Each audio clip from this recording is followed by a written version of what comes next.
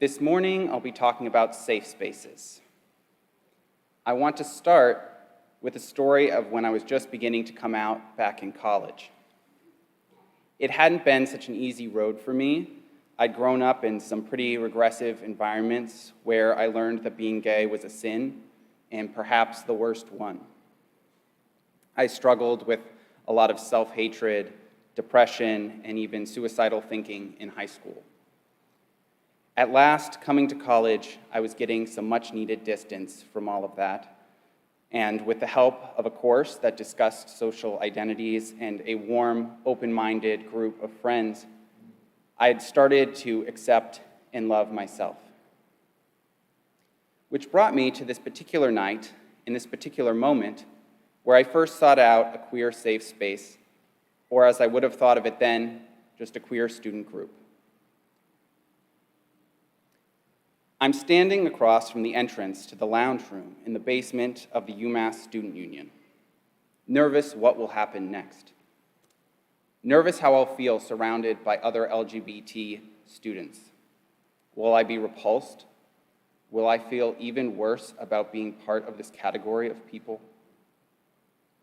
Will anyone even talk to me? Will I be anxious, uncomfortable, alien? I settle myself and nervously move toward the entrance.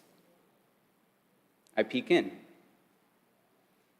and I see a couple lesbian women playing air hockey. There's a really cute couple of gay men flirting, playing pool. And just a few feet from me, there's a young redheaded woman with a lip ring and a stout, smiley guy who look at me and beam. After being given a warm introduction, I meet several other people and play some games, but for the next hour, I mostly just revel and wonder at this group of queer students, many laughing, all having a great time, not this monolith of stereotypes of weak, corrupt, miserable people that I've been led to believe, but seemingly well-adjusted, joyous people.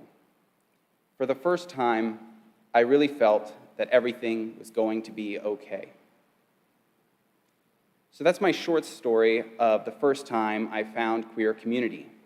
And from there, for the next few minutes today, I'd like to talk practically about why LGBT plus communities, why these safe, autonomous spaces are so important to queer people. To define terms first, when I say safe spaces, I mean, as one dictionary defines, places that provide a physically and emotionally safe environment for a person or group of people, especially where they can freely express themselves without fear of prejudice and negative judgment. The first benefit I see of these spaces, as mentioned in the description for this service, is that queer spaces provide refuge from stereotypes, from unwittingly levied slights from straight cisgender people. They provide refuge from any feelings of responsibilities to represent all queer people, to dispel stereotypes, or to educate the broader community, and refuge from the rarer but still very real possibilities of outright prejudice or even violence. The second benefit is belonging. Being for perhaps the first time surrounded by people like you, who share traits that outside are unspokenly frowned upon, but here can be fully celebrated. This deep feeling of belonging can grow, as it did for me, into strength and pride in being part of such a beautiful, diverse fabric of queer people. This belonging can also play a part in helping to heal any internalized homophobia and shame. The third benefit I'd like to enumerate is discovery, seeing parts of oneself reflected in others and having the freedom in that safe environment to experiment and find what's really you. To illustrate this, I'd like to share a quote from Alexander Leon, a writer and campaigner for LGBT rights. He said, "Queer people don't get to grow up as ourselves. We grow up playing a version of ourselves that sacrifices authenticity to minimize humiliation and prejudice. A massive task of our adult lives is to unpick which parts of ourselves are truly us and which parts we've created to protect us. In this quote, he doesn't go on to say exactly how we do this unpicking, but I and many others have found that queer spaces are incredibly helpful, even essential, to rediscover parts of ourselves that we've suppressed and to shed off the parts of ourselves that aren't really us at all. The fourth and final benefit I would like to name, among many others that I could name, is support. Helping and being helped by other queer folks in ways that only we can really help one another. A piece of this support happens with the ability to tell our stories to each other, and in those moments, not having to translate, defend, or reassure, and instead having those listening understand on a uniquely deep level, having likely gone through something similar. Someone will likely pick up on something you might not have even been fully able to put into words. Others might hear what you're saying and know exactly what you need before you do. And with that support, you can start to heal and grow and thrive, compounded by the other benefits.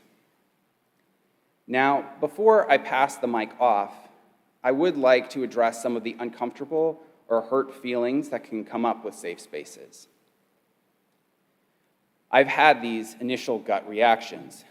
Just a couple months ago, I went to a queer spiritual retreat that was mostly gay, white, cisgender men, and at this retreat, they'd instituted a safe space for trans and femme folks that they could use as and if they needed, so that they could have this kind of refuge, belonging, discovery, and support alone if or when they want it.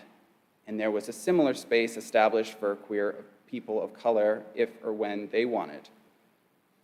And to be honest, even knowing firsthand the importance of these kinds of spaces and being in one at the time, my first reaction was feeling excluded.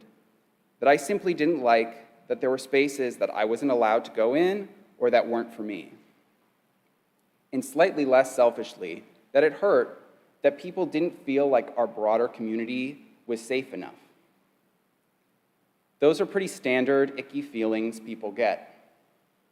What is important is to take a second, as I did in that moment, and realize that firstly, not all spaces need to be about me or you. And second, to remind ourselves of how important these types of spaces are to everyone. I would guess that many of you have experienced the benefits of somewhat similar spaces. Whether you've been part of a support group, a women's or men's group, or just being part of this UU community, you've probably experienced some of this refuge, belonging, discovery, support, being around peers that you relate with in a unique way, being around people who've had similar experiences navigating life, who've perhaps had similar hurdles and traumas, and around them you can learn to grow, heal, and thrive in ways you otherwise couldn't. The core of this is that these spaces are beneficial for everyone.